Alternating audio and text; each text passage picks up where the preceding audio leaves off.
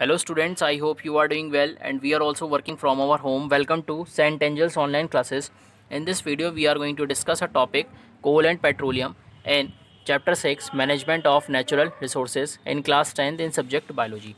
Okay student, in the previous video we were just talking about some methods through which we can store water. But now in this video we are going to discuss the next topic, that is coal and petroleum. तो बात करते हैं कोल and petroleum में जो first चीज़ आती है, जो first है that is fossil fuels.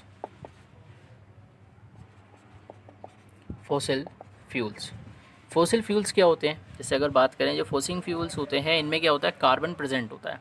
And ये जो सब्सटेंस होते हैं कैसे होते हैं ये सब्सटेंस? ये कंबस्टिबल सब्सटेंस होते हैं, ये कंबस्टिबल सब्सटेंसेस होते हैं, ये कंबस्टिबल सब्सटेंसेस होते हैं। कंबस्टिबल मीन्स यानी जो क्या हो सकते हैं, इजीली बर्न हो सकते हैं, जो जल सकते हैं, जिन्हें हम जला सकते हैं, these are called combustible substances. तो ये जो हमारे फॉसिल फ्यूल्स होते हैं ये कैसे बनते हैं? These substances are formed million of years ago from degradation of vegetation and other organic matter inside the earth under high pressure, heat and anaerobic condition. कहने का मतलब ये जो सब्सटेंस क्रिएट होते हैं इन्हें बनने में मिलियन ऑफ ईयर्स लग जाते हैं। एंड बनते कैसे हैं? जो हमारा वेजिटेशन होता है, जो ऑर्गेनिक मैटर होता है, जो हमारी अर्थ के अंदर प्रेजेंट होता है, वो धीरे धीरे डिग्रेड होता रहता है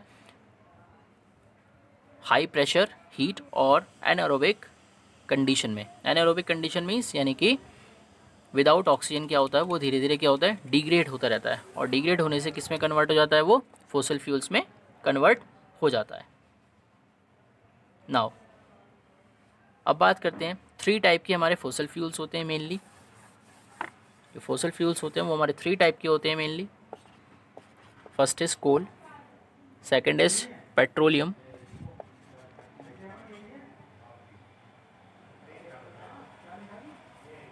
and third is natural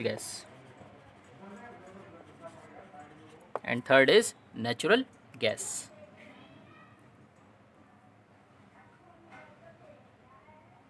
now अब बात करते हैं कोल क्या होता है।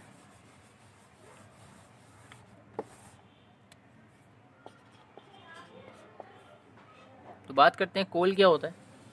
ये कैसा होता है? एक ब्लैकिश सॉलिड होता है। ये कैसा होता है? ब्लैकिश सॉलिड मीन्स क्या होता है, यानी कि ऐसा होता है ब्लैक कलर का होता है।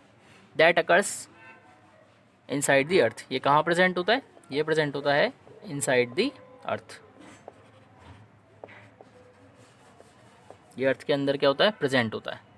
बात करते हैं इसके यूजेस क्या होते हैं। नाउ बात करते हैं इसके यूजेस की। तो फर्स्ट यूज़ होता है इसका, it is used for domestic purpose. इसे डोमेस्टिक पर्पस के लिए यूज़ करते हैं, यानी कहने का मतलब जो कोल होता है इसे हम घर पे यूज़ करते हैं। ये पहले यूज़ किया जाता था लेकिन आजकल इसे कम यूज़ किया जाता है, क्योंकि आजकल इसकी जगह हम एलपीजी यूज़ करते हैं। एलपीजी मीन्स यानी लिक्विफाइड पेट्रोलियम गैस, जो हमारे गैस सिलेंडर्स में क्या होती है, अवेलेबल होती है। पीएनजी यूज़ करते हैं। PNG means petroleum natural gas. जो हमारी गैस पाइपलाइन में जो गैस आती है दैट इज़ पीएनजी, उसको हम यूज़ करते हैं। तो पहले कोल को यूज़ करा जाता था डोमेस्टिक पर्पस के लिए, बट आज भी इसे यूज़ करा जाता है कमर्शियल एस्टेब्लिशमेंट्स के लिए। यानी कहने का मतलब इसे कमर्शियली क्या करते हैं, आज भी हम इसको यूज़ करते हैं, या इंडस्ट्रीज़ में क्या करते हैं, इसका यूज़ किया जाता है। Now next is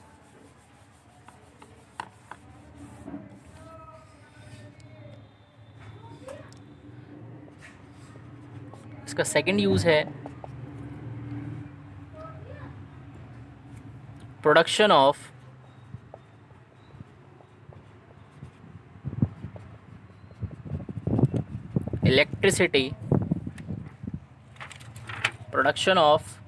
electricity in thermal plants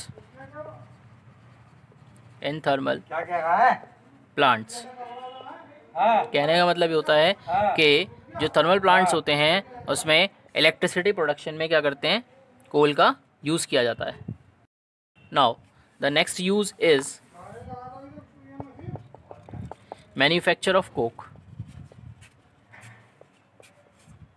manufacture of Coke, जो कोक होता है सब्सटेंस, ये कोल से अच्छा सब्सटेंस होता है क्योंकि इसकी कैलोरीफिक वैल्यू क्या होती है, ज़्यादा होती है कोल से।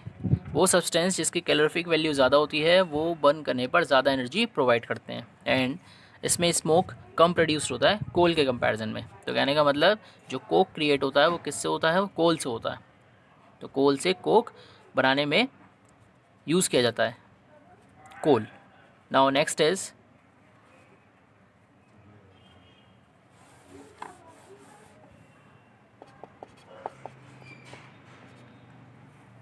a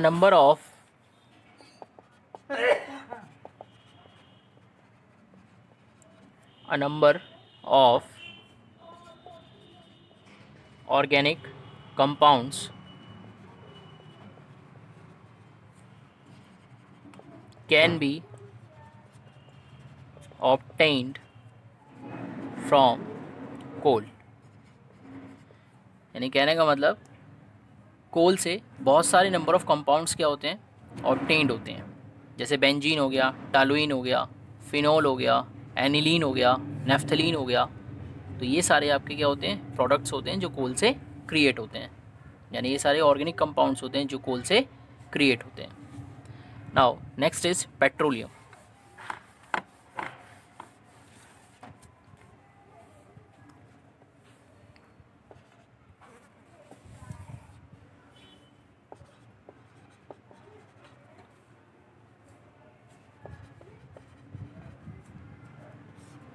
बात करते हैं पेट्रोलियम क्या होता है।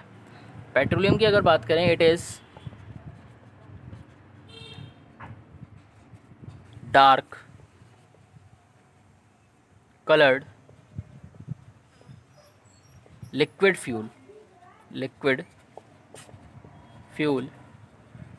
that is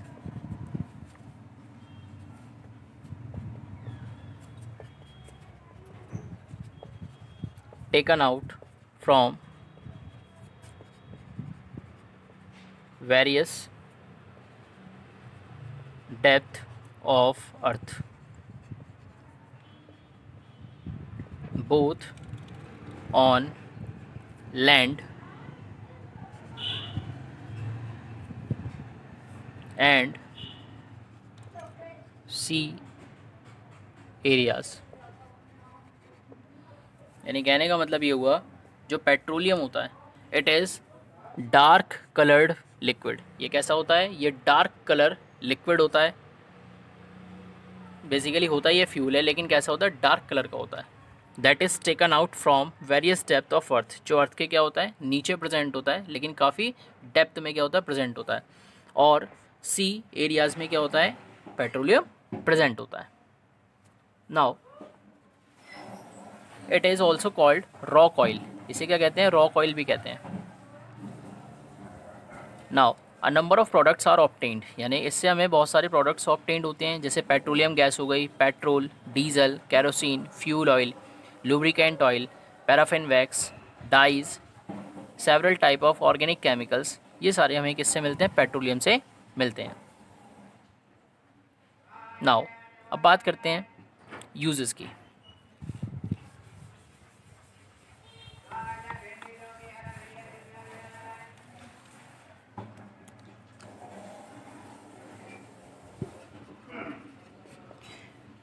जैसे बात करते हैं LPG. LPG means liquefied petroleum gas. LPG means liquefied petroleum gas. Liquefied petroleum gas and it is use for cooking and heating. यानी कि खाना बनाने के लिए क्या करते हैं, हम इसका यूज़ करते हैं। एंड किसी चीज़ को गर्म करने के लिए क्या करते हैं, इसका यूज़ किया जाता है। इसी तरीके से पेट्रोल, डीजल, केरोसिन वो व्हीकल्स को चलाने के लिए यूज़ करते हैं। जो लुब्रिकेटिंग ऑयल होता है वो लुब्रिकेशन प्रोवाइड करता है मशीनरी में, यानी मशीनरी में फ्रिक्शन को कम करता है, जिसके थ्रू क्या होता है जो मशीन होती है प्रॉपर तरीके से वर्क करती है। इसी तरीके से बात करें अगर जो पैराफिन वैक्स होता है उसका यूज़ कैंडल बनाने में किया जाता है। Now the next is pollution.